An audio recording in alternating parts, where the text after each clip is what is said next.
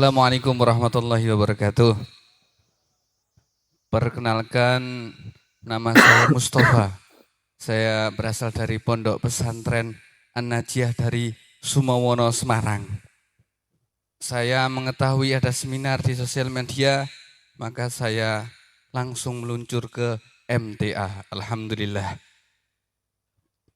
Pak Anies yang kami hormati dan yang kami cintai karena Allah, izinkan kami bertanya dari pemaparan semua yang disampaikan, dari akhlak dan lain sebagainya, untuk menembus ke anak-anak, anak muda khususnya, itu dengan cara cepat supaya cepat masuk dari akhlak, kritis, kreatif, kolaborasi, dan lain sebagainya. Itu dengan cara jitu apa? Itu saja yang kami sampaikan. Assalamualaikum warahmatullahi wabarakatuh. Pak Mustafa, jenengan dari mana tadi? Semarang.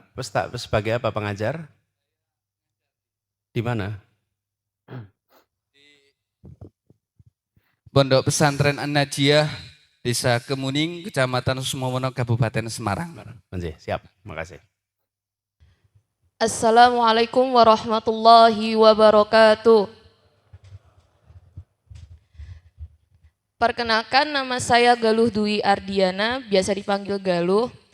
Ini alhamdulillah akhirnya bisa ketemu Pak Anies setelah sekian lama saya hanya melihat di sosmed Bapak. Saya pengikut setia Bapak, Pak, dari Instagram. Jadi gini Pak Anies, dari beberapa penjelasan jenengan yang terkait 3 unsur dasar dan 3 unsur pendukung, yang terutama di bagian akhlak, kedua literasi, yang ketiga kompetensi dan kemampuan kolaborasi, selanjutnya kepemimpinan, dan yang terakhir jaringan internasional. Saya ingin menanyakan terkait titik di kepemimpinan ini Pak Anies. Jujur, saya sendiri masih dalam tahap belajar mengenai kepemimpinan, apalagi untuk mengelola suatu kelas. Nah, karena saya sendiri juga masih belajar dan juga kadang masih kagok dengan adanya kepemimpinan itu sendiri. Yang saya ingin tanyakan Pak Anies lebih ke nasihat jenengan mawon terkait tips dan triknya agar seorang guru bisa mengelola kelas dan juga memimpin jalannya suatu pembelajaran kepada anak-anaknya, supaya anak-anak siswa-siswanya atau mungkin santri-santrinya yang ada di pondok pesantren itu bisa mengikuti pembelajaran dari asatid atau asatidzah dengan baik. Itu saja dari saya Pak Anies. Assalamualaikum warahmatullahi wabarakatuh. Salam. Makasih. Cukup ya, ada lagi? Udah. 2 pertanyaan edukasional. Saya mulai dengan yang pendidikan dulu. Pak Mustafa, bagaimana cara supaya anak kita ini nyambung ya dengan, kan generasinya beda. Lalu Bu Galuh juga seperti itu, sulit nih kadang-kadang mengolah anak-anak kita. Pak, memimpin adalah mendidik dan mendidik adalah memimpin. Setiap pendidik adalah pemimpin. Ya. Dan setiap pemimpin adalah pendidik. Jadi kalau jadi pemimpin, dia sebetulnya adalah juga pendidik. Dia mendidik lewat pemimpin.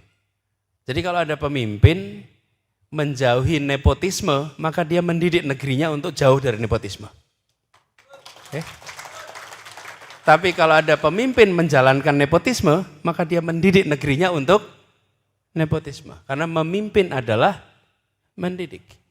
Dan pemimpin, karena itulah Bu Galuh, Pak Mustafa, panjenengan itu jangan semata-mata menempatkan saya ini guru. Bukan. Saya ini ustadz, saya ini ustazah. Bukan. Saya ini pemimpin. Pemimpin di dalam kelas. Sehingga harus bisa membuat anak-anak kita mau ikut dengan apa yang dikatakan oleh pemimpin. Nah ini banyak sekali materi-materinya. Jadi saya ini pernah bilang kalau jadi guru ibtidaiyah, jadi guru SD, itu paling menantang dibanding yang lain. Guru TK juga begitu. Kenapa? Karena SD kelas bawah sama TK itu anaknya polos-polos semuanya. Jujur. Kalau panjenengan membosankan, ditinggalkan. Ya. Kalau seperti begini itu kan Bapak Ibu udah dewasa. Walaupun saya membosankan, semua sakit kalau Jakarta wis teko kene ya toh. Has dirungokke ya toh. Ini kesian nih udah jauh-jauh dari Jakarta, ya udah kita dengerin gitu. Tapi kalau anak-anak kalau di ruangan ini si anak SD ini semua ruangan ini SD kelas 1, kelas 2. Lalu yang bicara tidak menarik, apa yang terjadi? Ditinggalkan. Bubar. Betul tidak? Nah, inilah sebabnya kenapa kita harus bicara ini. Kalau nyusun kurikulum, kalau nyusun materi pendidikan, tanya ahli, tanya sama praktisi. Ada satu kelompok yang tidak pernah ditanyai. Namanya siapa? Siswa itu sendiri. Siswa itu tidak pernah ditanyain mau apa. Jadi usul saya, Pak Mustafa, Bu Galuh, tanya sama anaknya. Kamu pengennya apa? Guru tidak pernah, jarang sekali guru datang tuh tanya ke ruang kelas. Nak, kalian pengennya saya ngajar gimana nih? Tahu-tahu denger tuh masukan. Ini saya pengen ngajar baiknya menurut Anda, menurut anak-anak, pengennya saya ngajar ini seperti apa? Mereka akan ngomong. Dan mereka itu bukan tidak tahu. Saya pernah tugas jadi Mendikbud. Tahu-tahu datang proposal dari sebuah SMA, cara mereformasi kurikulum pendidikan. Anak SMA itu nekat betul. Jadi saya lihat anak ini, saya datangin ke sekolahnya. Tempatnya di Rempoa, di Jakarta Selatan. Saya datangin ke sekolah itu, terus sekolahnya juga kaget waktu saya datang. Saya minta anak itu presentasi. Dan ketika presentasi itu saya bengong betul melihat ya. Mereka itu tahu persis, Pak, jam pelajaran sekarang ini Pak, membuat kita itu masuk saja sudah nggak berminat Pak. Betul, masuk ke sekolah berat hati, pulang senang hati gitu. Wah ya kita pikir masalah ini Pak. Kita ini kan kepengen anak itu masuk sekolah senang hati, pulang berat hati. Ini terbalik. Anak-anak itu tahu apa yang harus dikerjakan. Nah kita yang sering menyebut sebagai pemerhati pendidikan, pakar pendidikan, guru. Ada satu kelompok yang tidak pernah ditanyai. Namanya siswa. Jadi Bapak tanyai. Jadi Pak Mustafa, Bu Galuh tanya sama siswa itu. Tanya apa yang mereka harapkan. Terus mereka akan cerita cara komunikasi yang lebih baik bagaimana. Dan kalau saya boleh usul, Bapak dan Ibu akan dianggap, kalau saya tambahin kriteria, guru yang baik bila muridnya merasa Bapak Ibu sebagai temannya. Sebagai temannya, selama itu bisa jadi teman, itu baru Bapak Ibu top. Dan kalau bisa membuat suasana itu baik, Bapak Ibu akan bisa membawa mereka pada perubahan. Gitu ya.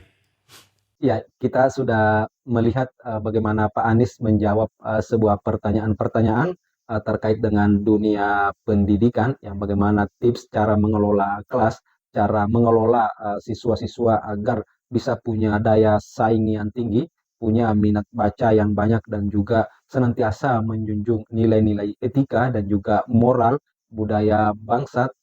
Dan Pak Anies sudah menjawab itu dengan baik, dan tentu secara teknis kembali kepada guru-guru, bagaimana peran setiap guru itu di kelas masing-masing, di sekolah masing-masing, dan disinilah kompetensi guru harus selalu diasah, ditingkatkan dari waktu ke waktu. Tidak bisa lagi kita mengajar siswa, peserta didik hari ini dengan gaya-gaya lama, karena dunia modern terus maju dan berkembang. Tentu kita harus beradaptasi, tapi titik poinnya beradaptasi dengan semua metode, tetapi inti dari sebuah pendidikan adalah bermoral, berilmu, dan juga berketuhanan yang Maha Esa, apapun itu metodenya. Yang penting jangan sebatas mendidik anak-anak dengan berfokus kepada kecerdasan intelektual saja, tapi juga ada pendekatan spiritual, nilai-nilai kedekatan kepada Tuhan yang Maha Esa. Dan itulah inti dari pendidikan. Apalagi kita di negara yang sangat pluralis ini membutuhkan pendekatan-pendekatan yang betul-betul sangat baik dari peserta dari Pak Guru untuk para peserta didik. Dan itulah titik poin sebenarnya yang ditekankan oleh Pak Anies Baswedan. Kita tidak sebatas mengikuti metode-metode gaya-gaya barat, bagaimana mengajar sekedar kita dijadikan robot sebagai dilahirkan sebagai alumni-alumni sekolah universitas untuk sebatas bekerja mencari uang, tetapi di dalam agama kita harus punya kontribusi besar kepada kemanusiaan, kepada lingkungan, kepada alam semesta. Dan itulah kita umat Islam bagaimana diminta untuk senantiasa mengembangkan, meningkatkan pengetahuan, terus mengasah skill, karena semakin luas cakrawala pikiran kita, semakin dalam keilmuan kita, dan semakin kita pandai mengasah keterampilan, maka itu semakin besar peluang kita untuk memberikan kontribusi kerja-kerja sosial kita kepada sesama. Sekian.